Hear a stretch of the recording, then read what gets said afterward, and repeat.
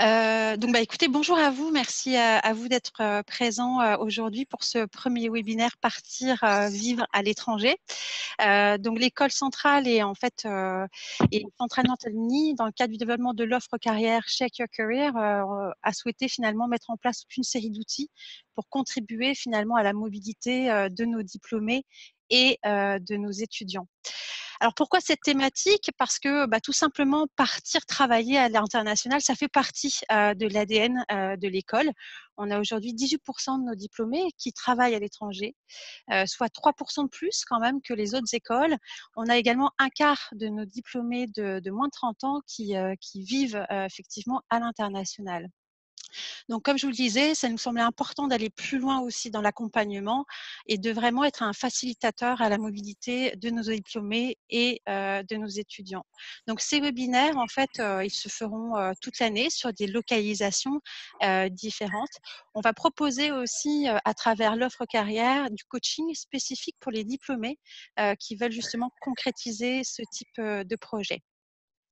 Alors, ce webinaire, en fait, il a pour objectif de vous apporter des réponses qui sont concrètes à l'ensemble des questions. Comment finalement passer du rêve à la réalité? Donc, comment trouver un emploi? Quelles sont les différences culturelles avec notre pays dans le cadre professionnel? Quels sont les avantages et les inconvénients de s'implanter dans ce type de localisation? Donc, c'est certain que ça sera pour vous l'occasion d'échanger avec nos intervenants, surtout en dernière partie de séance. Donc aujourd'hui, pour répondre à vos interrogations, on a vraiment la chance d'avoir 4 diplômés qui se sont mis à disposition aujourd'hui pour nous donner leurs conseils et nous faire vivre finalement leur propre vécu. Donc, ce sont des diplômés qui ont un parcours vraiment différent. Ils vivent depuis plus ou moins longtemps en Californie, dans des startups, dans des entreprises. Donc, je vais vous présenter l'un après l'autre. On a donc Pierre Roel. Alors, Pierre, si tu peux faire un petit coucou, ça serait sympathique. Voilà. Coucou. Donc, Pierre est diplômé 2012. Il vit à San Francisco depuis 2 ans et il travaille chez ServiceNow en tant que Manager Encryption Technologies. Antoine Galland. Antoine, tu nous fais un petit coucou? Hello. Donc, Antoine, lui, il est diplômé 2015. Il est installé depuis aussi 2 ans à San Francisco et il est Technology Lead at Grafeware, si je prononce ça correctement. On a Ouais. aussi Florent Sévrac, dont vous vous souvenez peut-être, puisque c'est un ancien parent de promotion. Il est diplômé 2012. Il est installé depuis, il me semble, 5-6 ans à San Francisco. Il travaille actuellement chez Lyft en tant que Technical Program Manager et anciennement chez Tesla. Et enfin, on a Natacha qui qui est une de nos mercenaires de partir travailler à l'étranger, notamment à l'international, qui est diplômée 2005, qui est installée notamment depuis 4 ans en Californie et qui est Senior Manager Implementation. Et enfin, on a Frédéric Dorel. Frédéric, qui est Bonjour à tous. qui fait partie de l'école. Il travaille à la direction des relations internationales.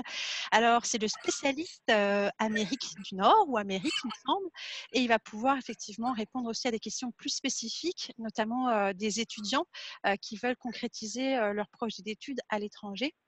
Puisque je sais qu'on a une partie de diplômés, mais également d'étudiants qui sont aujourd'hui parmi nous. Et enfin, je suis là également, donc Yvan Ledot, moi je suis coach carrière de l'école centrale, donc je suis en charge de développer toute l'offre carrière mise à disposition des diplômés de la sortie de l'école jusqu'à la retraite pour vraiment les accompagner sur l'ensemble de leurs challenges professionnels. Alors, ma spécificité, c'est que j'ai également vécu à l'étranger pendant 10 ans. Je reviens de Montréal, où j'y ai travaillé notamment en tant que coach, mais aussi dans d'autres institutions.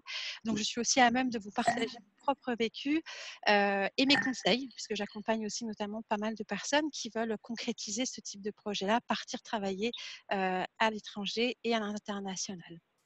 Alors voilà pour l'introduction. Donc j'aimerais ça en fait maintenant qu'on commence finalement à parler et qu'on nous fasse rêver finalement. Donc là on s'envole à San Francisco avec vous 4, là Pierre, Natacha, Florent. Et j'aimerais ça effectivement que vous nous racontiez un peu votre histoire brièvement, vous présenter, nous expliquer ce qui vous a amené à partir vivre à San Francisco ou en Californie. Voilà. Qui commence? Allez, Pierre. Ok. Ça m'étonne pas, c'est toujours Pierre qui commence. C'est toujours Pierre, peut-être, effectivement. En 2 minutes, on m'a dit, donc je fais vite. Oui, centralement promo 2013, en fait, je crois pas 2012, mais détail. À l'époque, BDE et Brio. J'ai fait une césure à Bangkok, en Thaïlande, pour 1 an. Et après, j'ai fait un master aux États-Unis à UPenn, sur la côte est, à Philadelphie. Pour ensuite, après 2 hivers en fait sur la côte est, comme beaucoup, je pense, je suis parti sur l'autre côte parce que c'est mieux. Comme vous voyez, en octobre, ça reste pas moche. Et du coup, j'ai fait 2 ans à San Diego et 2 ans à San Francisco. Et effectivement, pour l'instant, en tout cas, j'aime bien ma vie en Californie et on en parlera plus longuement bientôt, je pense. Alors, rapidement, tu fais quoi et tu travailles où? Ah oui, aussi. Alors, j'ai commencé en tant qu'ingénieur logiciel il y a 5 ans maintenant, à travailler sur une plateforme cloud, sur une entreprise qui fait du logiciel pour entreprise, ServiceNow. Et petit à petit, je suis devenu manager et j'ai maintenant une équipe de 12 personnes qui travaillent avec moi sur la cryptographie et la protection des données pour ce logiciel-là. Donc 6 personnes ici à San Francisco et 6 personnes à San Diego. Donc ça fait aussi partie, je trouve, après, je sais pas, j'ai pas travaillé en France, je ne veux pas dire, mais en tout cas, ce qui est assez spécifique à mon job, c'est voyager assez souvent entre San Francisco et San Diego pour manager une équipe de 6 et 6 sur les deux sites. Ok, merci. Antoine? Ouais. Donc moi, effectivement, diplômé central 2014-2015, je ne sais plus quand j'ai finalisé mes soutenances, mais sinon, moi, j'ai vécu aux États-Unis depuis 2005, où j'ai fait tout mon lycée aux États-Unis. Je suis rentré faire prépa et centrale en France après, et du coup, j'avais toujours eu, avec mes parents qui sont encore aux États-Unis, j'avais la volonté de repartir en double diplôme pour m'y installer.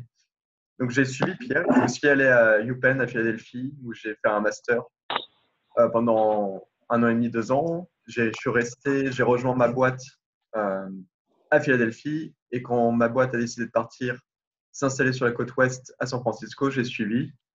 Et donc, ça fait maintenant 2 ans que je suis à San Francisco et que c'est plutôt quand même sympa comme ville. Comme Pierre disait, même en octobre, on a du beau temps. La semaine dernière, je sais qu'il faisait beaucoup trop chaud, c'était un peu caniculaire, mais sinon, ça se passe bien ici. Tu fais quoi rapidement? Donc, à Graphware, je suis le technology lead. Donc, Graphware est une startup et on n'est pas encore très nombreux. On grandit petit à petit. On est 11 maintenant. Ce qui veut dire qu'en tant qu'une des premières personnes à avoir rejoint la boîte, je me suis un peu en charge de tout. Et donc, je travaille en achat, pas encore en vente, mais bientôt, en régulation, du légal des régulations pour la commercialisation des produits médicaux, en analyse de données, en fabrication, en recherche et développement de nos capteurs pour les améliorer. Rapidement, Antoine, est-ce que tu peux nous expliquer la mission de ton entreprise? Parce que je me souviens quand tu m'avais parlé, ça m'avait vraiment interpellée. Ouais. Donc, notre but, c'est de remplacer les prises de sang par des tests basés sur la transpiration. Donc, on cherche à se débarrasser de d'aiguilles dans les diagnostics médicaux. Pour ce faire, nous commençons avec le glucose pour les diabétiques. Alors, Antoine, je vais juste arrêter parce qu'on a Ossine. Ossine, est-ce que tous les autres participants, vous pouvez vous mettre en mute, s'il vous plaît?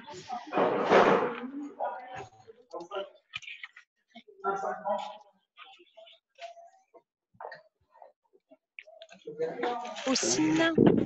Oui. Est-ce que tu pourrais te mettre en mute, s'il te plaît, pour qu'on puisse entendre les intervenants? Merci. J'ai trouvé le bouton. Voilà, c'est tout en bas. Parfait. Donc, pour les autres, ça serait parfait également de le faire. Alors, Antoine, on revient à toi. Oui. Du coup, est-ce que je reprends du début ou là où j'en étais? Non, sur la mission de l'entreprise, ça sera bien, effectivement. Oui. Oui, donc comme je disais, on cherche à remplacer les prises de sang et les diagnostics plus invasifs avec des tests basés sur transpiration qui sont en temps réel. Et du coup, on cherche à se débarrasser des aiguilles, etc.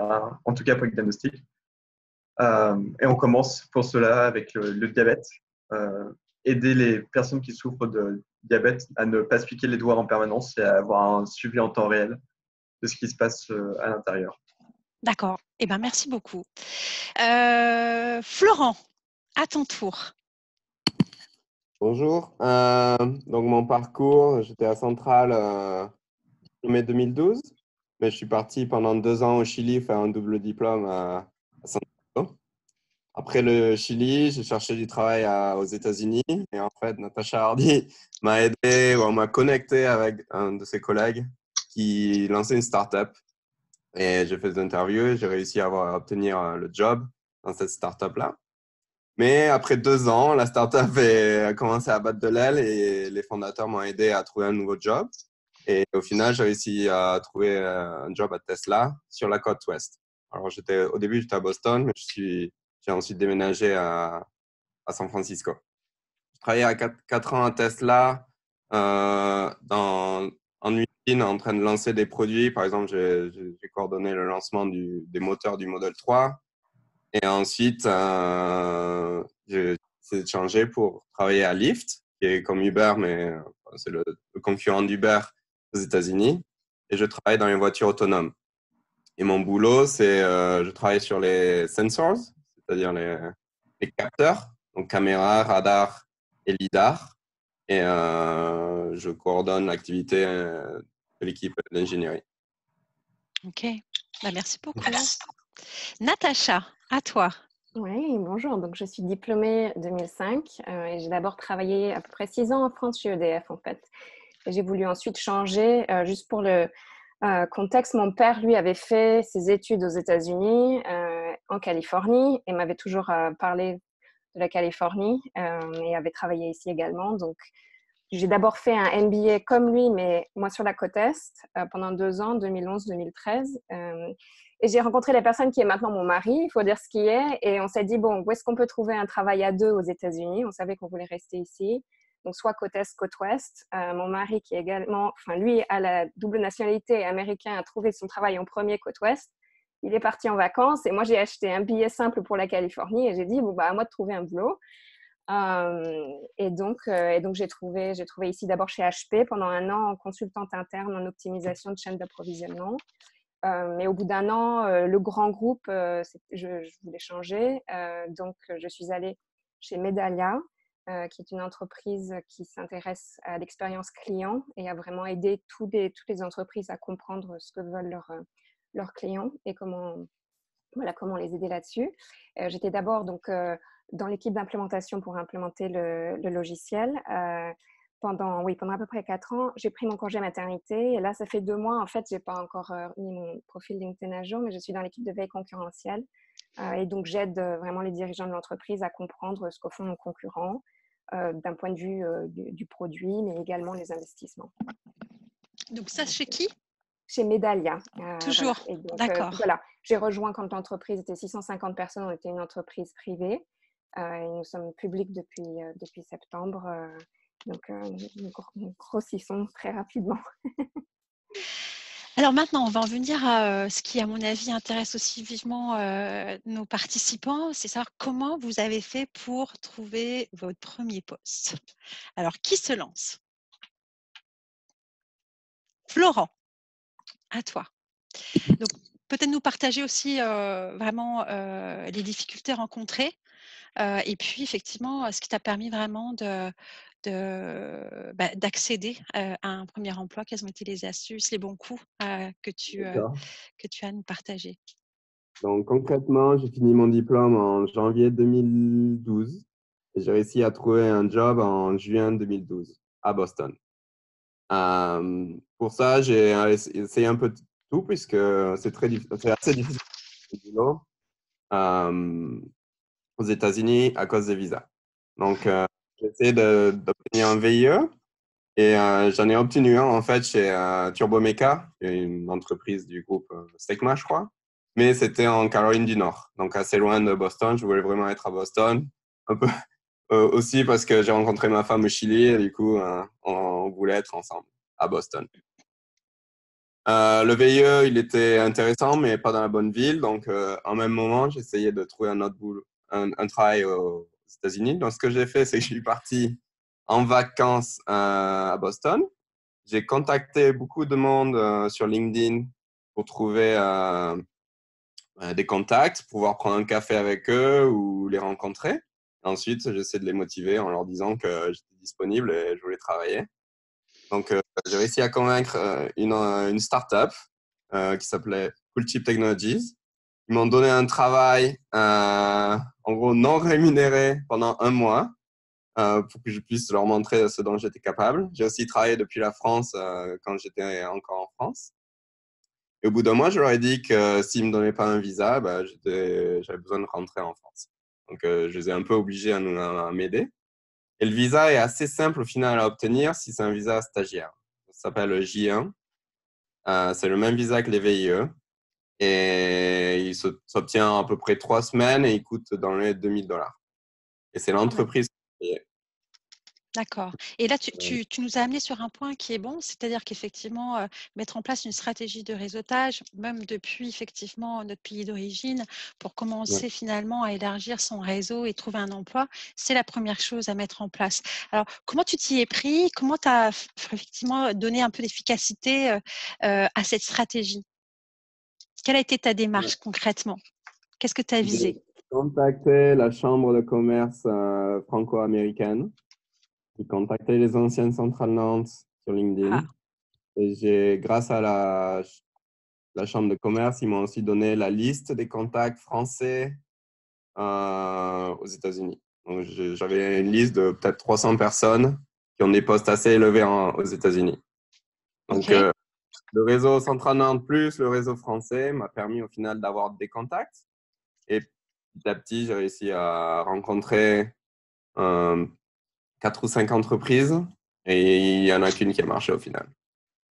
Et alors après, effectivement, l'un des points qui est souvent difficile, puis qu'on soit diplômé, qu'on soit étudiant, moi je vois mes clients, c'est l'une de leurs principales difficultés, c'est de se dire comment on approche finalement les gens, comment on leur donne envie effectivement de vouloir nous aider, de vouloir venir prendre un café avec nous. Comment tu t'y es pris toi? Je sais pas trop, en étant honnête, je dirais dans le sens où bonjour, je suis là pendant 3 mois, je cherche à trouver du boulot et je suis disponible pour un café. Surtout ne pas dire je cherche du travail. Enfin, on cherche du travail, il faut le dire, mais c'est plus une rencontre d'abord. Et ensuite, ils vont répondre en souvent une connexion. Soit ils ont cherché du travail récemment, ils savent que ça reste difficile. Soit ils sont français et ils savent que c'est très difficile de trouver aux États-Unis. Ou alors, ils aiment bien le profil parce que je suis allé au Chili, je parle espagnol, des choses comme ça. Donc, une certaine connexion. Mais c'est vrai que dans mon cas, en tout cas, j'ai balayé assez large puisque j'étais assez strict sur les critères. Je voulais quelque chose d'intéressant aux États-Unis, à Boston. Un peu strict. En étant moins strict, j'aurais pu peut-être avoir un VIE au Canada, par exemple, où il y a beaucoup d'offres. Ou alors le VIE de Caroline du Nord. Alors, juste je rebondis sur ce que tu viens de dire parce que je pense que c'est un excellent point de départ. C'est-à-dire qu'en fait, plus la cible que l'on veut atteindre est précise, tant en termes de localisation que d'expertise souhaitée, que de secteur d'activité et ou d'entreprise déjà un peu identifiée, plus la stratégie de réseautage va être pertinente et efficace, et donc avec des possibilités de faire des liens facilement sur LinkedIn notamment, et commencer vraiment à avoir une démarche, on va dire, efficace de réseautage. Des difficultés particulières à nous partager? Tout s'est bien passé en gros jusqu'au moment des visas où c'est juste une erreur technique, disons, où on a pris une mauvaise agence qui ne connaissait sûrement pas si bien qu'une autre agence. Et ça a créé un délai de 3 mois. Donc, pendant 3 mois, j'étais entre deux eaux sans savoir vraiment si j'allais obtenir le visa ou non. On a changé d'agence ça s'est très bien passé. Donc, voilà. Parfait. Eh ben, merci en tous les cas. Qui d'autre se lance? Antoine? Oui. Alors, toi, comment tu t'y es pris? Ouais. Alors, moi, j'ai fait pas mal de recherches d'emploi aussi et ça marchait pas très bien, notamment parce que mon master aux États-Unis en nanotechnologie était plus généraliste que ce que les entreprises cherchent. C'est-à-dire que même si j'avais les compétences nano qui étaient requises pour les postes auxquels je candidatais, ils cherchaient plus des électriciens ou des mécaniciens vraiment dans la nano, plus que des gens qui avaient les compétences nano de base. Cependant, pendant mon master, j'ai un ami qui a décidé de créer Graphware avec un ancien du master de la classe de 2 ans avant la mienne. Et ils ont créé ça la dernière année du master et j'ai décidé ils m'ont demandé si je voulais les rejoindre en septembre, juste pendant mon dernier trimestre. Et du coup, je les ai rejoints et je commencé à travailler avec eux gratuitement au début aussi. La boîte était toute jeune, on n'avait pas d'argent, du coup, on était tous les trois sans salaire pendant un moment. Et après, je les ai rejoints à temps plein le janvier suivant. Et là, j'ai commencé à percevoir un salaire et à avoir un vrai poste. Mais du coup, j'ai commencé à travailler tous les soirs pendant mon temps libre après les cours. Alors, ce que j'entends aussi, c'est un autre bon point. C'est-à-dire qu'à un moment donné, finalement, ce qui est important, c'est de trouver cette première opportunité et ça au prix peut-être de ne pas forcément avoir le salaire escompté dès le début pour faire ses preuves. Et ça, c'est vraiment la culture américaine que nous avions aussi au Canada. Et c'est, je pense, pour le coup, c'est ce qu'il faut vraiment aussi avoir en tête. C'est-à-dire que ça peut aussi demander une certaine abnégation à ce niveau-là en termes au niveau salarial. Toi, Antoine, pour le coup, tu disais effectivement, du coup, il y a une offre de poste, enfin, la start-up, tu les as rejoints. Au niveau justement permis de visa, etc., comment ça s'est fait? Ok, du coup, moi j'avais une situation un peu particulière parce que j'avais un visa via mon père. Il me permettait de travailler jusqu'à mes 23 ans. Parce Ah que oui, c'est quand j'ai confortable. quand j'ai rejoint la boîte, j'avais 22 ans et 6 mois, en gros. Ce qui fait que j'ai eu mes 23 ans le janvier où j'ai commencé à temps plein et mon autorisation de travail s'est terminée en mai. C'est plus facile pour les étudiants en situation plus normale. Ils vont avoir 1 ou 2 ou 3 ans où ils peuvent travailler après. Mais du coup, moi, de mai, on a le visa travail typique. On candidate en avril et on a les résultats. Et il est valable à partir d'octobre de l'année si on le reçoit.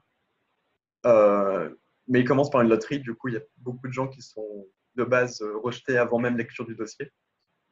Moi, j'ai eu la chance d'être sélectionné pour la loterie et j'ai eu mon visa. Il a mis du temps à arriver. Je l'ai eu en novembre de l'année. Du coup, de mai à novembre, j'ai travaillé gratuitement encore. Pardon, j'étais en vacances dans le laboratoire.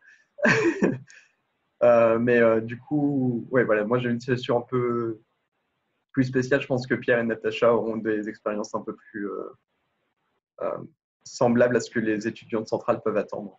D'accord. Bah, merci en tous les cas. Natacha, à toi, on t'écoute. Oui, je m'excuse, il y a un peu de bruit dans la rue. Donc moi, en fait, quand j'ai eu mon diplôme du MIT pour mon MBA, j'ai eu mon diplôme et je n'avais pas d'emploi. Je n'avais pas encore trouvé mon poste. Et d'avoir fait ces études comme ça aux États-Unis me donnait le droit de travailler, mais par contre, j'avais une fenêtre, je ne sais plus exactement, je sais plus si c'était 60 ou 90 jours où il fallait que je commence à travailler. Donc, il y a un chrono qui a démarré au moment où j'ai eu mon diplôme, avec une grande épée de Damoclès au-dessus de ma tête. Et j'ai envoyé mes CV, j'ai essayé de trouver des contacts, mais je n'avais aucune réponse. Et j'ai commencé à paniquer parce que je ne voulais pas quitter le pays. Et donc, en fait, mon mari qui me dit, il me disait, je ne comprends pas pourquoi tu as aucune entreprise qui te répond, tu as la tête bien faite, il y a un truc, qu'est-ce qui se passe? Il me dit, montre-moi ton CV. Je lui dis, non, ça, je ne peux pas montrer mon CV, c'est trop personnel. Bon, pour couper court au débat, en tout cas, je lui montre mon CV. Il dit, ah non, ton CV, c'est n'importe quoi. Et je lui dis, mais comment ça? Je l'ai montré aux consultants carrière, je l'ai montré à plein de personnes. Et il me dit, non, ton CV, aux États-Unis, il ne peut pas fonctionner. Et en fait, je m'étais rendu compte que ma grande erreur, là, c'était de croire que le fait de l'avoir montré à des conseillers carrière, tout ça, c'était suffisant. Non, il était encore trop descriptif. Il n'y avait pas assez de verbes d'action, pas assez de chiffres pour montrer les résultats de chacune des actions que j'avais prises dans le passé. Et on a passé une nuit entière avec mon mari. On a refait tout mon CV, qui est vraiment avant-après complètement différent. Et en une semaine, j'ai commencé à avoir des entreprises qui m'ont contactée. Je me suis rendu compte que j'avais perdu beaucoup de temps, mais ça m'a vraiment permis d'accélérer les choses. Et c'est là que j'ai acheté mon billet d'avion pour la Californie et où j'ai commencé, comme le décrivait Florent, à rencontrer des gens pour un café, mais également avec ces entreprises qui m'avaient contactée. Et ça a vraiment tout débloqué. Donc, ma grande erreur, c'était de croire qu'en fait, mon CV était suffisamment bien et que les entreprises s'adapteraient. Et en fait, non, c'est vraiment la base, c'est d'avoir un CV vraiment très solide et qui est adapté. Et la deuxième chose, pour rebondir sur ce que tu disais, Ivan, c'est que l'autre erreur que j'ai faite, c'était « Oh, j'ai un très bon parcours, je peux aller exactement là où je veux, je peux suivre mes passions. » Et en fait, les entreprises, il y a tellement de compétition. Il y a un moment, il faut vraiment se vendre sur quels sont nos points forts. Et donc, HP avait besoin de consultants internes très bons en modélisation, des modèles. Bon, alors moi, je savais faire ça de 1. La deuxième chose, pardon, et pour finir là-dessus, et donc, c'était pas mon poste idéal, mais j'ai beaucoup appris dans ce poste. Et là, actuellement, tous les jours, ce que je fais dans mon travail, j'utilise ce que j'ai appris dans mon premier poste chez HP. Donc, pareil, être OK avec commencer par quelque chose qui n'est pas idéal est très important. Voilà. Après, on peut s'adapter et apprendre comme ça. Alors, toi, tu parles aussi de cette expérience café. Et pour le coup, c'est quelque chose qui est souvent, comme je le disais tout à l'heure, très difficile, notamment pour les Français, de se dire comment on nous dit qu'il faut réseauter. Non, pourquoi le faire? Finalement, ça peut peut-être marcher juste en envoyant son CV. Et c'est certain qu'en Amérique du Nord, c'est quelque chose qui est très, très fort, cet esprit réseau, cet esprit communautaire. Et effectivement, la recherche d'emploi, mais c'est aussi vrai en France, passe par le réseau. Alors toi, comment tu t'y es pris pour justement à développer ta stratégie, réussir à avoir des entrevues ou des cafés avec effectivement avec des personnes qui étaient probablement dans l'écosystème sur lequel tu voulais évoluer. Oui, alors déjà, il a fallu que j'apprenne à être à l'aise avec l'idée de faire ça parce que je suis assez introvertie pour ces choses-là. Et donc, il fallait se dire, et comme disait Florent, ne pas dire « Ah, je veux ton aide », mais juste, voilà, être naturel et toujours sourire, quitte à mettre un petit mot d'humour et être très bref et être très respectueux du temps des personnes pour leur dire, voilà, voici 15 minutes ou 30 minutes de votre temps et montrer qu'on est très, très proactif et qu'on a également fait des recherches pour pouvoir et qu'on est intéressé dans le domaine de la personne. Mais une fois de plus, être très, je dirais, très honnête, mais également être prêt à des situations complètement inattendues. Moi, je me suis retrouvée comme ça dans un café. Certes, c'est un peu informel, mais tout d'un coup, la personne m'a dit « Bon, d'accord, si je t'embauche, quel poste est-ce que tu veux? Je ne sais pas, je suis une petite start-up, je ne sais pas exactement quel est mon besoin. Peux-tu me donner ton descriptif de poste ?» Donc, toujours être prêt pour des choses très surprenantes et non structurées. Donc, rester professionnel, mais rester également détendu en même temps. Et donc, c'est presque un muscle. En fait, il faut se forcer à le faire. Au début, ça ne se passe pas forcément toujours bien. Et certaines personnes peuvent être assez… Moi, j'ai eu quelques personnes désagréables. Je peux pas être… voilà, ça arrive aussi. Donc, il faut être, Ça arrive toujours. prêt et continuer à sourire. Plus concrètement, là, si on va un peu plus en profondeur sur ce sujet-là, donc toi, en termes de stratégie, de développement de ton réseau, justement, comment tu t'y es prise? Alors, énormément de connexions via LinkedIn avec tous les anciens de Centrale, mais surtout du MIT, ça aide beaucoup, et tout spécialement en Californie. Et systématiquement, voilà, faire des recherches basées sur l'école et puis un petit mot en disant « Tiens, je vois que tu connais telle personne » et vraiment développer ça et rejoindre des groupes également sur LinkedIn. Donc, le post finalement chez HP, c'était un ancien de ma promo, mais qui avait posté dans un sous-groupe de notre école sur, je ne sais plus quel thème c'était peut-être modélisation ou autre. Et donc, là-dedans, il avait dit, mon équipe cherche quelqu'un qui a notre parcours, notre profil et notre centre d'intérêt. Donc ça avait aidé, j'avais pu ensuite parler avec lui. Donc beaucoup d'utilisation de LinkedIn. Donc, ce que j'entends en fait, c'est vraiment déjà les erreurs à ne pas faire, c'est d'avoir un CV qui soit pas ou moins adapté finalement, on va dire, au pays, Hein, donc, c'est certain qu'en Amérique du Nord, mais ça tend aussi à beaucoup plus l'être aussi en France. C'est-à-dire qu'à un moment donné, il faut apporter de l'intelligence à son CV, effectivement le ponctuer avec des réalisations et non pas des tâches. Et ça, c'est un point qui est majeur parce qu'effectivement, des réalisations apportent de la crédibilité à notre parcours. Et c'est ça qui est recherché. Des tâches, finalement, en tant que telles, ne vont pas permettre à une personne de savoir si vous avez été bon en quoi que ce soit. Donc, c'est vraiment quelque chose qu'il faut travailler, c'est apporter des chiffres le plus possible et toujours penser à l'impact des tâches que l'on réalise au quotidien ou des mandats. Quel va être l'impact sur l'entreprise, sur l'équipe, pour nos clients et essayer à chaque fois d'y ajouter des éléments chiffrés. Autre point que tu as dit qui est important, c'est effectivement cette notion de réseau. Alors, comme tu le disais, c'est aussi une question de mindset. Et puis moi, j'ai été aussi confrontée à cette difficulté de me dire, mais c'est pas naturel pour moi d'aller réseauter, rencontrer des gens parce que je suis intéressée à. Et en fait, tout s'est débloqué comme toi à partir du moment où effectivement on voit les choses différemment. C'est-à-dire que réseauter, c'est surtout et avant tout s'intéresser à l'autre. Et c'est ça aussi la clé, je crois, c'est qu'au lieu d'avoir dans l'idée de dire, OK, j'y viens, je vais rencontrer une personne pour effectivement qu'elle me propose potentiellement un emploi, la première rencontre, c'est déjà de s'intéresser à l'autre, de s'intéresser à l'entreprise, son parcours, ses difficultés, les enjeux de la structure. Et puis potentiellement, dans un deuxième temps, peut-être effectivement, ça apportera des résultats. Mais la première rencontre, c'est avant tout s'intéresser. Puis c'est le principe de, il faut aussi donner avant même de penser recevoir. Voilà.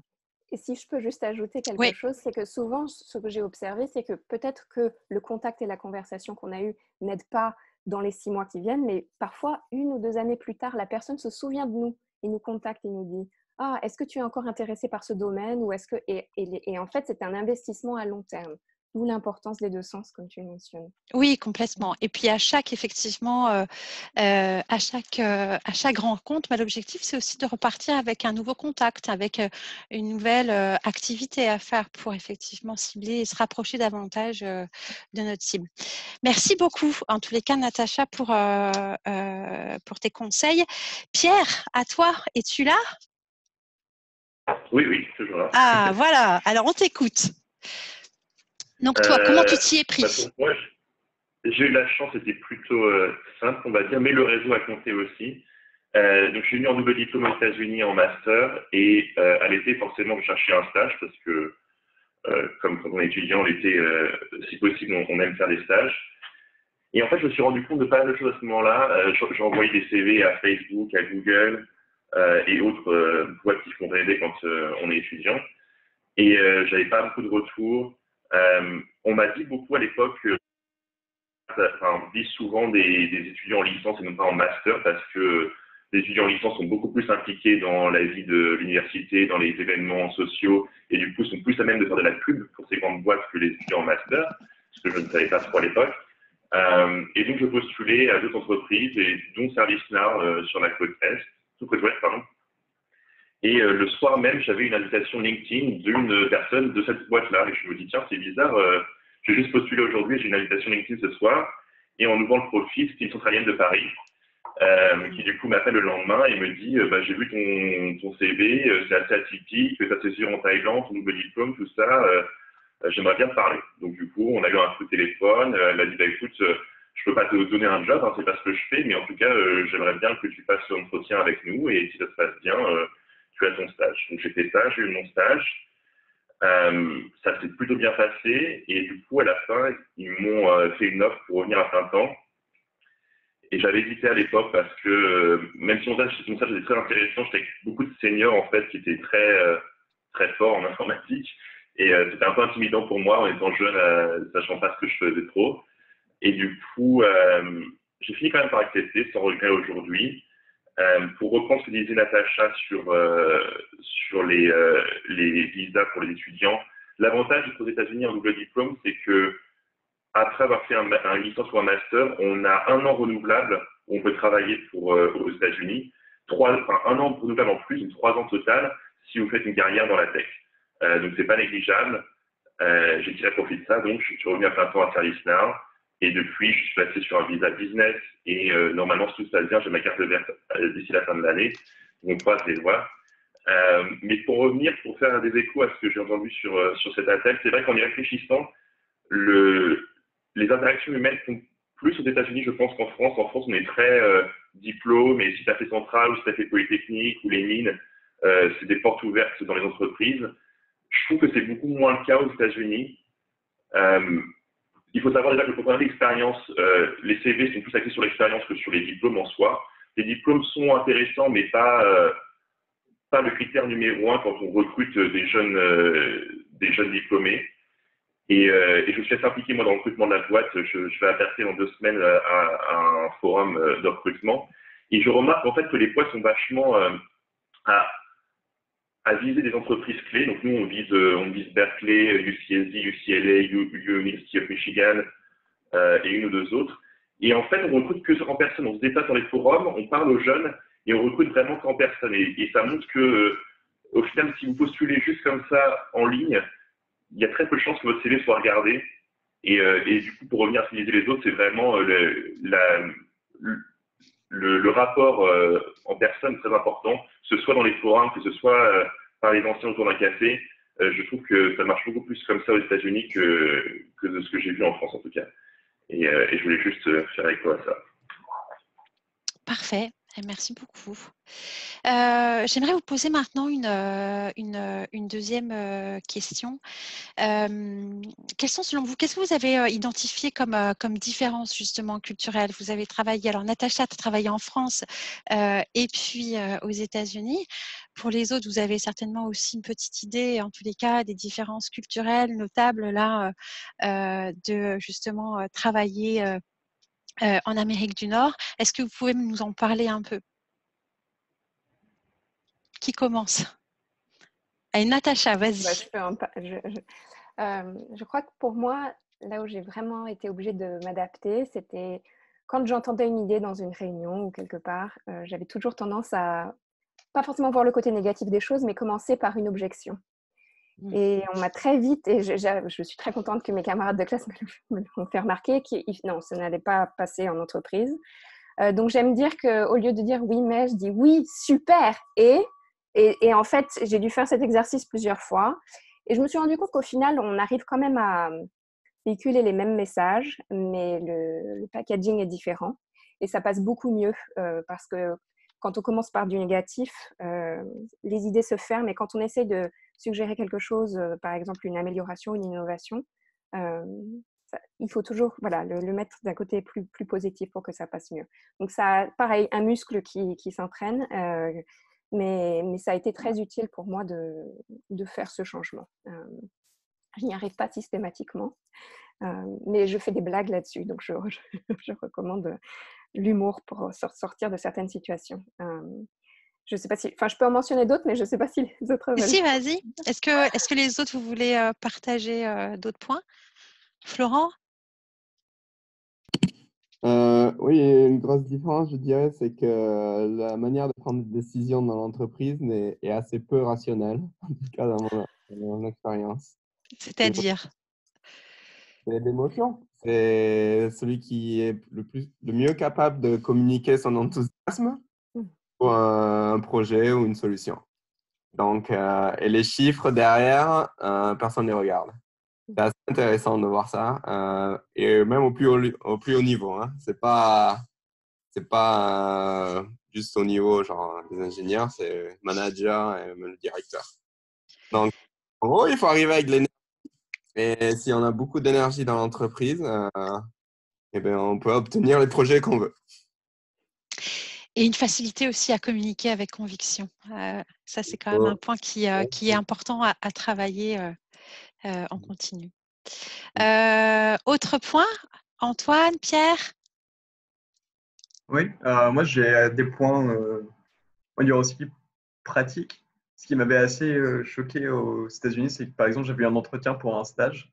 Donc moi, venant de France, tous mes entretiens, toutes mes rencontres avec les personnes en entreprise, c'est toujours costard complet, cravate, etc. Et donc je débarquais à mon entretien de stage en costard cravate, et en face de moi, la personne qui faisait passer l'entretien était en jean et chemisette, et du coup, ça faisait un peu, il y avait un gros une grosse différence dans nos tenues, etc. Et donc, ça avait directement mis quelque chose sur l'entretien qui était de base un peu différente à ce niveau-là. Et c'est vrai que dans les entreprises, alors, à Graphware, où je vois les entreprises où mes amis travaillent, la notion de costard ici, en tout cas en Californie, est très mise de côté. Et on est plutôt en casual, en t-shirt, en pantalon, etc. Mais je sais qu'il y a des entreprises où les gens viennent en short et tongs et ça choque personne. Et il y a ce côté un peu différent, mais que je retrouve dans les conversations. Les gens sont, on va dire, faciles d'accès, ou même dans les échanges par email, au lieu d'avoir une longue formule de politesse ou un très cher monsieur, madame, machin, ça va plutôt être un salut quelqu'un, même si on parle à quelqu'un qu'on vient de juste rencontrer, qui est potentiellement vice-président dans une grosse boîte, genre Microsoft, quelque chose comme ça. Les emails vont partir en salut, et vu qu'il n'y a pas vraiment de tu et de vous en anglais, j'ai l'impression que le mode de discussion est directement plus sur le tu et sur du moins formel et sur les échanges. Et ça recoupe ce que disaient Natacha, Florent et toi à propos des cafés et des échanges avec les gens, c'est que il y a beaucoup d'aspects très humains à ce niveau-là et très plus chaleureux et plus dans l'échange que dans l'échange formel business. Il y a beaucoup d'essayer de faire des liens avec des discussions un peu banales, etc. Mais essayer de trouver des connexions comme ça entre les personnes. Pierre? Oui, non, je pense que c'est effectivement ce qui me surprend toujours le plus aujourd'hui, c'est cet aspect très ouvert et sans trop de tradition et de codes comme on peut avoir en France, aux États-Unis, où on prend la vie comme elle est. Déjà, généralement, les horaires de travail sont aussi plus souples, en tout cas dans les grosses boîtes. Nous, ici, du 9h, 5h. Bon, après, si on peut prendre des postes à solidité, on peut des fois répondre à des Slack ou des emails ou autres messages après, en dehors des heures de boulot. Mais globalement, le rythme de travail est assez sain. Et effectivement, je trouve que la communication est tellement facile entre les gens. Je pense qu'effectivement, si je devais envoyer un mail à mon CEO aujourd'hui, je lui dirais salut John, en fait. Et c'est un truc que je ne ferais pas en France. Je voulais rajouter aussi, on m'a poussé à toujours être honnête et à dire ce que je pensais tout le temps, même si parfois je mets pas toujours, enfin si je fais des blagues souvent, mais je mets pas toujours des pincettes et je trouve ça toujours assez surprenant qu'on me laisse faire ça. Aujourd'hui, je suis pas forcément très bon sur mes projets actuels et j'en mets un peu plein la tête à mon boss et il me laisse faire et ça me surprend parfois de voir à quel point je peux dire ce que je pense sans que ce soit trop un problème. Et en dehors du travail, ça reste vrai effectivement dans les cafés, en faisant les courses, en prenant un Uber ou un Lyft à San Francisco. Je trouve ça complètement fou et le nombre de discussions qu'on peut avoir sur des sujets complètement improbables de gens qui viennent Afghanistan, Iran, Europe, Amérique du Sud. Et c'est quelque chose qui, je pense, me manquerait si je devais rentrer en France à un moment donné. C'est cette facilité de communication qui surprend un peu les Français. D'ailleurs, quand ils sont aux États-Unis la première fois, surtout les étudiants, je trouve, ils demandent, ils nous disent mais comment ça se fait, c'est superficiel ici, ils nous parlent en soirée et tout, on pense qu'ils veulent être notre ami, en fait, ils ont rien à foutre de nous. Et en fait, c'est pas ça, c'est juste qu'effectivement, la communication étant beaucoup plus facile, ils vont parler à tout le monde et c'est pas forcément que ça veut dire votre meilleur ami, c'est juste que c'est plus sympa de se parler que de rester chacun de son côté dans son coin en soirée ou au café. Ok. Alors justement, tu m'amènes sur un point, c'est que tu commences à toucher un peu aux avantages de vivre à San Francisco. Alors j'aimerais ça que vous me fassiez part de votre ressenti là-dessus. C'est quoi, puis c'est très personnel pour le coup. Donc l'un après l'autre, si vous pouvez nous dire, ok, c'est quoi les avantages surtout de vivre à San Francisco plutôt que, je sais pas, une autre ville comme New York ou comme Boston ou voilà. Donc si vous pouvez vraiment nous dire les avantages, les inconvénients, que aussi ceux qui nous écoutent aient la chance de se poser les bonnes questions et de faire le lien avec ce qui est important pour eux aussi. Oui, San Francisco est très, très spécial aux États-Unis, enfin, en tout cas sur la côte ouest. C'est une ville qui a de la culture, qui est très historique, contrairement à d'autres villes qui sont beaucoup plus récentes comme Los Angeles ou San Diego. C'est vraiment des styles de vie très différents. Pour le coup, la Californie est très, très différente d'un point à l'autre. Et San Francisco, à ce niveau-là, je trouve, est attirante pour ça. Après, là où je trouve que ça devient difficile à San Francisco, c'est que ça devient très démesuré en termes de coût de vie et de revenus. Et d'ailleurs, si vous venez à San Francisco, ne vous fiez pas à vos échelles françaises. Il faut savoir que je pense à 60 000 l'année à San Francisco, on vit pas bien. Donc, c'est pour vous donner un ordre d'idée. Et les loyers sont, je ne sais pas rare de voir des loyers à $3 000 par mois à San Francisco. Pour un Donc, combien c'est pour vous donner une idée. Pour quelle Pour une superficie? chambre. Pour une chambre, ah Pour oui. Et quand tu dis 50 $60 000, ça équivaut globalement, sans rentrer sur des taux de conversion, parce qu'on est aussi sur effectivement des éléments qui sont propres à une ville, mais justement, ça équivaut à peu près. Enfin, ça serait quoi le premier salaire effectivement à viser, on va dire, à San Francisco pour je n'ai rien à cacher. Moi, je recrute mes sorties d'école aujourd'hui à entre 90 et 100 000 $ l'année. ce qui équivaudrait en France à 80 000 €, je dirais. Ah oui, quand même. Mais voilà, le fait est que, à côté de ça, on paye effectivement le loyer des montants assez exorbitants, le coût de la vie est plus cher.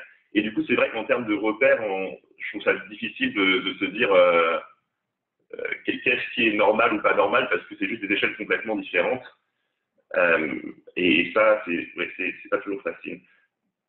C'est un peu le problème. Et même à San Francisco, par rapport aux autres villes aux États-Unis, quand on compare à la Floride, ou New York est cher aussi, mais comparé à Boston, où j'ai mon frère qui est actuellement étudiant, ou Philadelphie, c'est des échelles la plus proche de la France. En fait, donc San Francisco et la Californie, c'est un peu vraiment devenu à part, avec des salaires et des coûts de vie qui on n'a pas l'habitude et on ne sait pas trop quoi en penser, parce que certes c'est plus cher, mais en même temps c'est beaucoup plus d'argent, et du coup on ne sait pas trop ce qui fait sens et ce qui fait pas sens, on va dire. Mais tu amènes un bon point aussi, c'est-à-dire qu'en fait, effectivement, tu parles de l'éloignement. Puis ça, c'est aussi un élément qui est à considérer, hein, parce qu'effectivement, vivre à San Francisco, c'est pas la même réalité que vivre à New York. C'est-à-dire qu'il se passe quoi que ce soit en France, du coup, votre habilité finalement à revenir est un peu moins simple. Oui, si je peux juste faire un commentaire là-dessus. Cette année, j'ai eu à revenir en France 2 fois presque d'urgence, moi et mon petit qui vient d'avoir 2 ans. Et c'est vrai que là, on s'est vraiment posé la question, quand on commence à avoir des familles, des choses comme ça, voilà, faire des allées-venues, ça devient vite fatigant. Donc, quelque chose à garder à l'esprit en fonction de vos priorités. Sinon, toi, Natacha, qu'est-ce que tu donnerais justement sur justement ton ressenti sur avantages, inconvénients de San Francisco ou de la Californie, parce que toi, tu es à Palo Alto, hein, il me semble. Je suis voilà, Santa Clara, donc dans la Silicon Valley. Je crois qu'il y a une grande énergie en raison de l'innovation qui s'y trouve. Donc, c'est vrai que c'est très, très dynamique. Donc, il y a un Tu niveau croirais d'enthousiasme. pratiquement à Nantes, en fait. Ah, voilà, exactement. Donc, j'aime beaucoup ça. Il y a un autre aspect que j'aime beaucoup en Californie, c'est la diversité. Il y a une diversité ethnique, mais également une diversité en tout genre.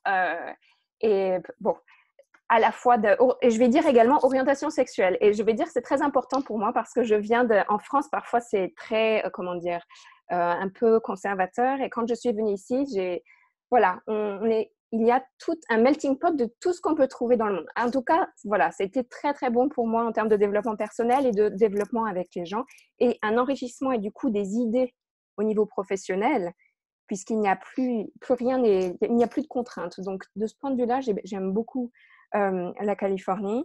Le climat, il est quand même très agréable. La pluie me manque de temps en temps. Dans la Silicon Allez, Valley, aujourd'hui, il fait combien, dites-moi? Allez, faites-nous rêver un petit peu. Là, moi, dans le sud, il fait, ça monte à 24 aujourd'hui, mais ce week-end, on remonte à 33. Mais à San Francisco, il fait plus frais généralement. Et donc, non, c'est vrai que le temps est quand même très agréable. Par contre, voilà, un caveat et les transports en commun, ça, c'est ce qui me manque beaucoup par rapport à l'Europe ou même Boston. Les transports en commun sont quasi inexistants dans la Silicon Valley. C'est un peu mieux à San Francisco.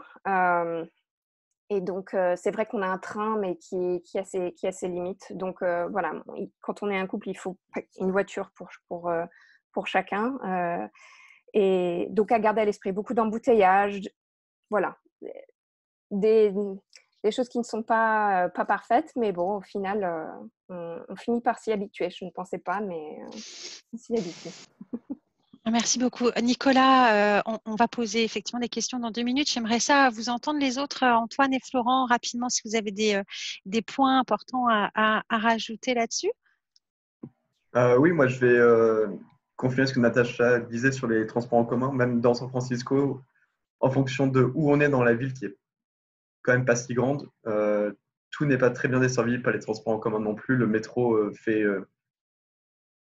je sais pas, le nord-est de la ville et puis ça sera à peu près tout. Le Caltrain qui traverse de Berkeley, traverse San Francisco et dessert le sud de la baie, est tellement lent que voler de San Diego à San Francisco, c'est plus rapide que de prendre le RER de San José à San Francisco, alors que c'est pas si loin.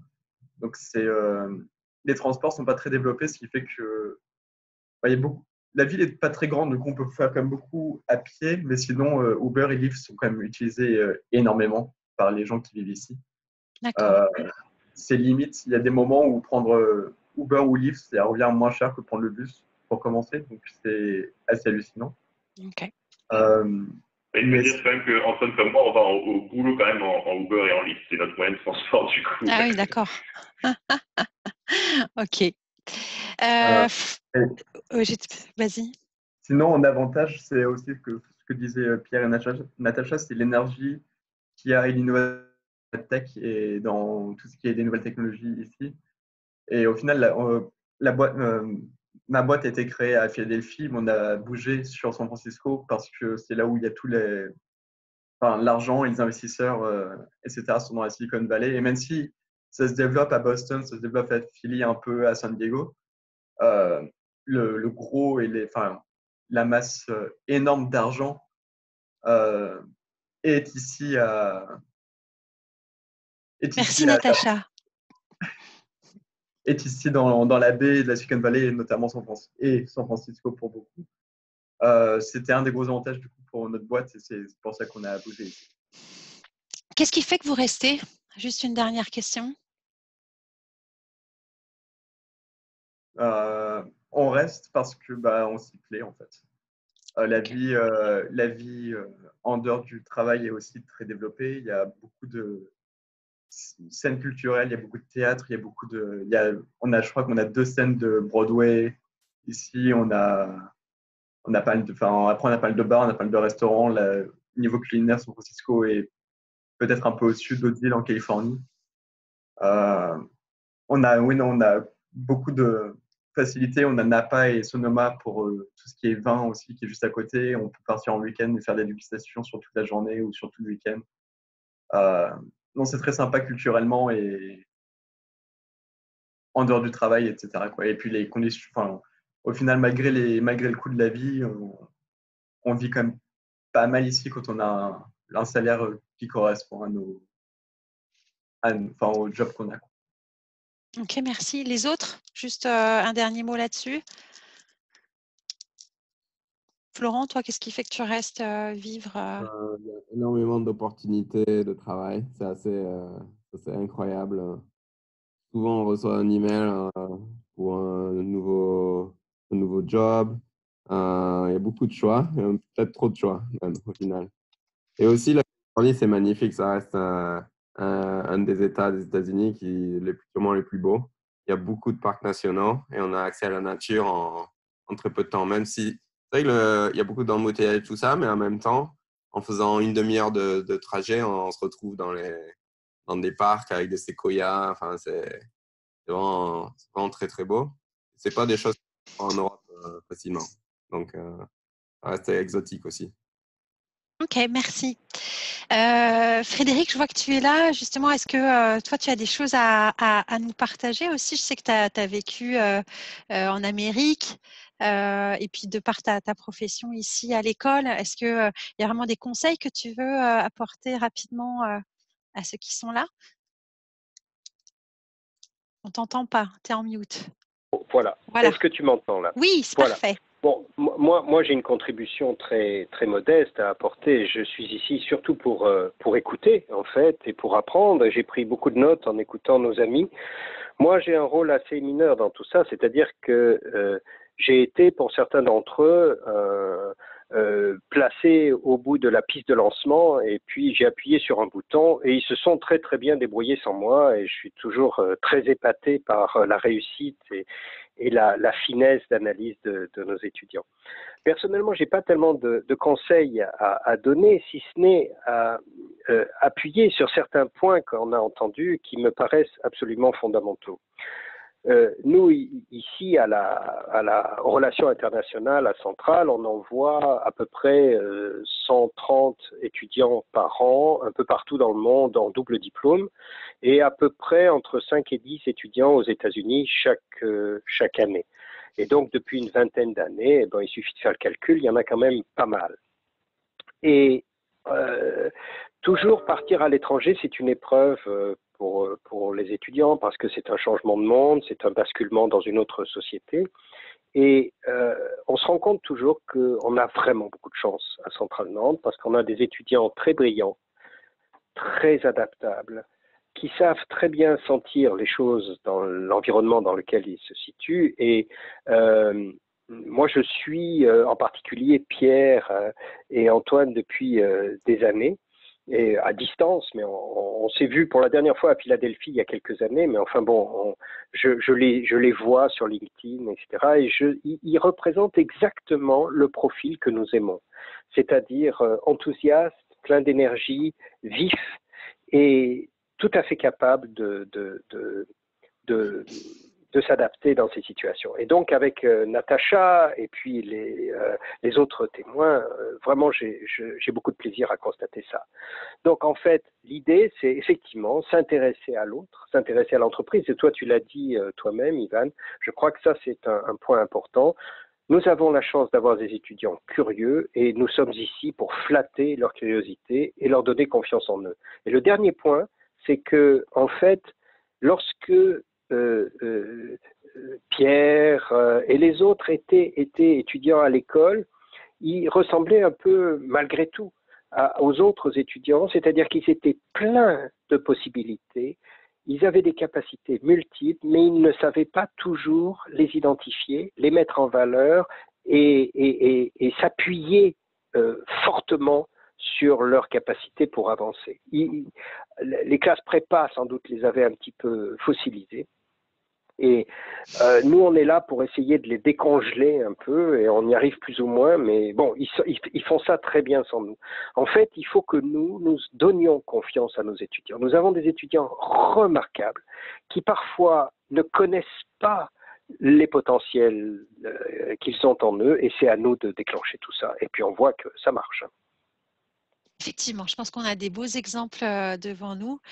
Et puis, je pense que aussi bien à l'ADRI qu'à notre service, on essaye de mettre tout en œuvre pour qu'ils puissent avoir suffisamment confiance en eux pour justement aller de l'avant dans ce type de projet. Frédéric, je vois que tu es en train de parler, mais on ne t'entend pas, bizarrement. Non, je me suis tu pour une fois. Non, c'est bien, c'est très exceptionnel chez moi. Bon, en tous les cas, merci pour ton partage. Alors, tout à l'heure, j'ai vu qu'il y a quelques personnes qui ont, alors Nicolas notamment, qui avait une question. Donc, Nicolas, si tu veux à ce moment-là te mettre ouvrir ton micro et ta caméra, tu es bien évidemment le bienvenu pour poser ta question à tout le monde. Donc Nicolas, es-tu encore là? Est-ce que d'autres parmi vous ont des questions? On peut effectivement se donner quelques minutes supplémentaires.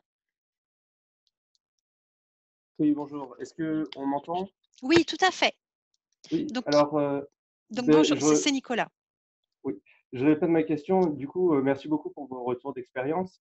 Donc, comme vous l'avez rappelé, les procédures de visa, ça a l'air d'être un incontournable en fait pour réussir à venir.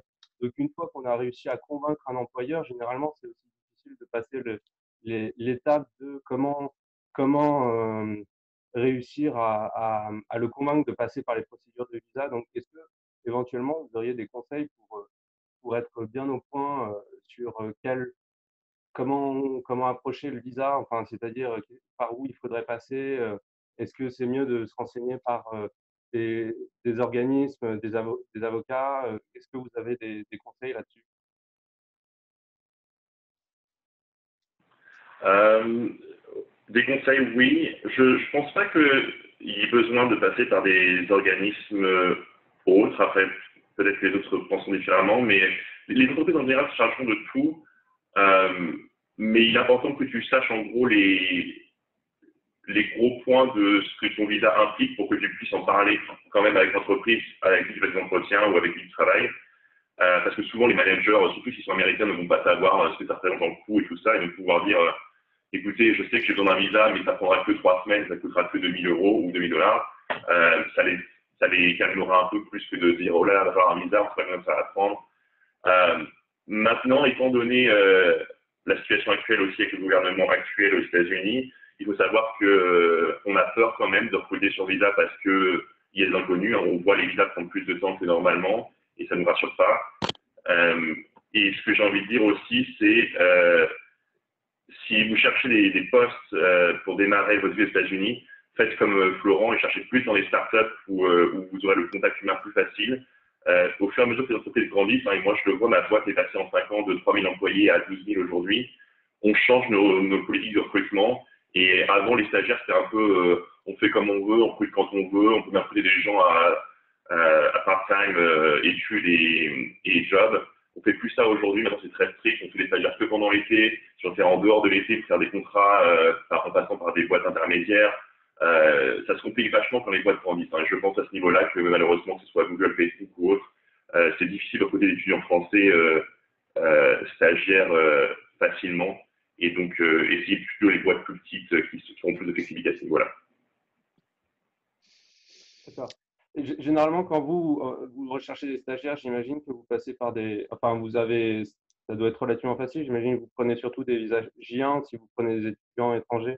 Mais comment ça se passe si vous avez déjà des étudiants étrangers, par exemple, enfin, pas des étudiants étrangers, je veux dire des diplômés étrangers que vous voulez faire venir, comment ça va se passer? C'est facile. Le H1B, qui est un peu le Graal pour rester, mettre un bon pied à terre aux États-Unis, parce que c'est un visa business qui fait 3 ans, renouvelable 3 ans, ce que je pense que la plupart d'entre nous sur l'appel ont fait. Euh, Comme le disait Antoine, il y a une loterie en mai, donc je crois que, je sais plus où ça en est ces années-ci, mais il y a 2 ans, c'était 235 000 candidatures pour juste 60 000 visas, plus 20 000 pour les gens qui font des masters. Mais du coup, il faut voir quand même que le rapport n'est pas très intéressant, malheureusement. Et donc, ça se passe en mai, ça, et le visa arrive en octobre. Et donc, il faut quand même prévoir que, dans l'idéal, en fait, on aimerait bien que le visa J1 ou autre visa garantisse qu'on puisse postuler et aussi arriver en octobre avec vous sans problème, en espérant que du coup vous passez sur un visa business. En fait, le but c'est d'éviter des périodes de temps mort où votre visa J1 ou autre c'est plus valide et on n'a pas encore de visa business et que du coup rien ne se passe et personne ne tire profit de cette situation-là. D'accord. Moi, Merci pour. Ouais.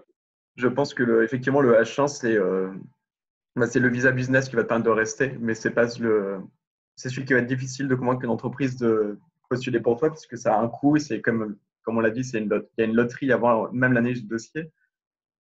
Du coup, l'entreprise qui ne t'a pas encore vu travailler, tu es en train de postuler, va se dire qu'elle doit postuler pour toi pour un visa. Donc toi, tu vas faire ton entretien, ils vont postuler, on peut postuler qu'en avril, et les candidatures se remplissent en un jour. Du coup, si tu ne postules pas le 1er avril, c'est fini. Et tu vas l'avoir qu'en octobre. Du coup, pour l'entreprise, ce n'est pas forcément facile. Donc, si tu n'as pas été étudiant aux États-Unis, tu n'as pas les 1 à 3 ans supplémentaires de RAB où tu peux travailler et commencer à faire tes preuves.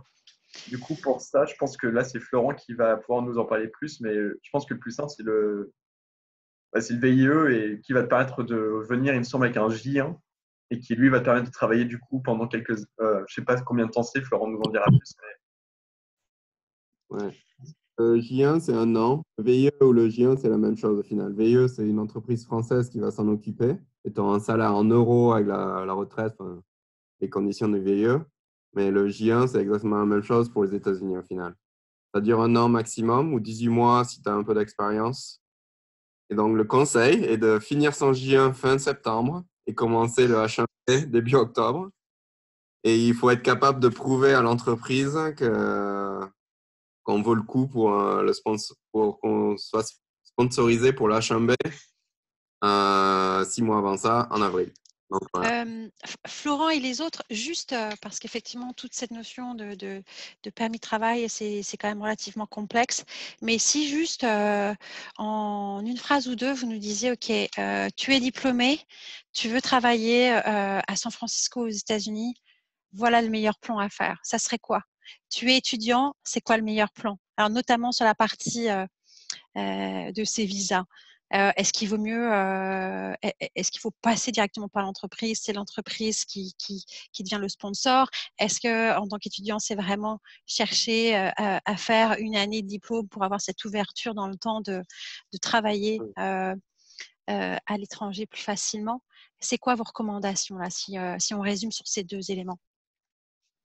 La mienne, ça va être de faire du réseautage en avance depuis la France, partir aux États-Unis, trouver un boulot pendant 3 mois en visa de touriste. C'est un peu illégal d'ailleurs.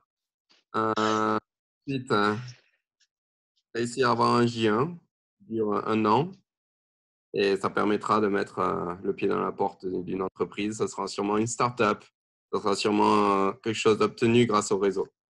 Très, très peu de chances que ce soit une grande entreprise, mais bon, qui sait. D'accord. Les autres? Je suis d'accord avec Florent, je pense que c'est ce qu'il y a de plus simple si vous ne faites pas un double diplôme. Après, si vous êtes prêt à faire un double diplôme ou si c'est ce que vous cherchez à faire, je pense que ça sera une voie qui facilitera quand même pas mal derrière. Si l'étudiant, si vous êtes volontaire, que vous avez envie de faire venir étudier aux États-Unis, il ne s'agit pas de faire un séjour d'études, il faut avoir un diplôme. Donc il faut faire 1 an et demi ou 2 ans pour avoir le master. Bon, c'est à son coût, hein, les universités américaines sont chères. Mais derrière, c'est ce qui va vous permettre aussi d'avoir le pied sur le pays pendant 1 à 3 ans en fonction du diplôme de base, quoi. Donc, si on résume, version diplômée, ça va être effectivement de réseauter et de faire en sorte d'intéresser une start-up via un visa touriste et ensuite un J1, de ce que j'ai compris. Et si on est étudiant, l'idée, c'est effectivement de rajouter un double diplôme, une année qui quand même a un coût important, mais qui permet d'avoir une ouverture assez incroyable sur des possibilités ensuite en termes de visa et d'opportunités professionnelles. Il est 18h12. J'aimerais ça quand même, on est un peu en retard, donc je voudrais effectivement qu'on clôt un peu tout ce webinaire. Alors moi, je voulais tous vraiment vous remercier. Je pense qu'on a eu des échanges qui ont été très instructifs pour tous les participants, qu'ils soient étudiants, diplômés ou peut-être externes. Il me semble qu'on en a aussi. Donc, merci vraiment à tous pour votre temps et votre disponibilité. Et si vous avez un petit mot de la fin, je vous laisse le faire, puis on va pouvoir conclure comme ça. Donc, Antoine, Florent, Frédéric, Pierre, vous êtes ouverts aussi pour ce dernier petit mot de la fin. Donc moi, je veux juste dire qu'on a peut-être fait peur à certaines personnes en parlant des difficultés de trouver un travail et comment ça se passe ici, mais que ça vaut le coup. Je veux dire, c'est quelque chose, effectivement, c'est quelque chose qui peut-être se mérite, mais enfin, il faut se donner, et si c'est vraiment quelque chose qu'on veut faire, il faut se donner les moyens, mais si, quand on réussit, après, ça vaut le coup. Pierre? Je fais suite à ça et je pense du coup, n'ayez pas qu'une stratégie. Si vraiment vous voulez faire ça, il y a un plan A, un plan B, un plan C. Et oui, passer par les startups et essayer d'avoir un J1. Considérez peut-être de venir pour un diplôme sur courte durée pour essayer de bénéficier du visa étudiant. Essayez de voir ce que vous pouvez faire sur différents aspects et au final prendre la meilleure option que vous avez. Super. Florent? Oui, je suis d'accord avec tout le monde. Puis c'est une aventure, hein. Donc après le diplôme, pourquoi pas se lancer dans une chose un peu inconnue. C'est le bon moment pour le faire de toute façon. Donc, il suffit d'y aller et puis on va voir ce qui se passe. Frédéric, le mot de la fin? Eh bien, moi, comme toujours, je suis extrêmement impressionné. Et je pense qu'il y a beaucoup de choses, mais si on peut donner un conseil à de futurs étudiants aux États-Unis, c'est de se comporter exactement comme nos amis, c'est-à-dire savoir s'intéresser à l'autre et savoir montrer de l'énergie et de l'enthousiasme. Et je crois que c'est la clé aux États-Unis, notamment en Californie comme ailleurs. L'enthousiasme, c'est quelque chose que nos interlocuteurs aiment voir chez nous. Et après tout, quand on cherche un job, quand on cherche un stage, je crois qu'il faut sans doute identifier le problème dont on est la solution, mais aussi le faire avec enthousiasme, curiosité et beaucoup d'énergie. Et là, on vient d'avoir 4 exemples magnifiques. Merci. On ne t'entend plus. Alors, merci à toi, Frédéric. Et puis, oui, effectivement, je pourrais conclure que mais c'est avant tout un projet à réaliser. C'est un projet qui va demander beaucoup d'énergie, mais qui en vaut vraiment, pour le coup, l'aventure. Alors, effectivement, il s'agit surtout de mettre en œuvre les actions, les bonnes stratégies et d'y associer toute l'énergie nécessaire pour vraiment le concrétiser. Alors, merci à tous. Et puis, prochainement pour un prochain webinaire dans une autre ville. Bye bye, au revoir.